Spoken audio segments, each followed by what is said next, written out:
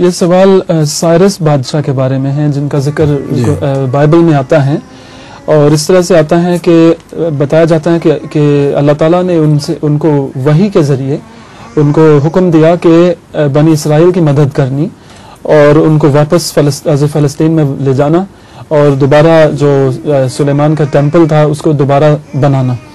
تو کیا اس طرح کے اور واقعات ہیں جن میں مختلف قوموں کے مختلف رسول یا انبیاء آپس میں ملے ہوں؟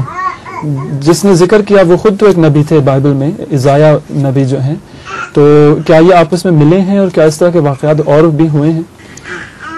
ذوالقرنین مختلف جگہ جا کے ملے ہیں لوگوں کو، تو یہ بھی ایک قسم کا واقعہ ہے۔ اصل میں سائرس یہ جو آتش پرست کہلاتے ہیں نا، زرتشتی، ان کے جد امجد تھے، بانی مبانی تھے۔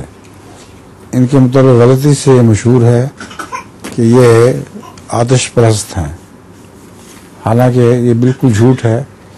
ایک آتش پرست کی تعریف بائبل میں نہیں آ سکتی، تو اس تعریف سے پتہ چلتا ہے کہ یہ خدا کے برگزیدہ رسول تھے اور اللہ تعالیٰ کی ان پر وحی ہوتی تھی۔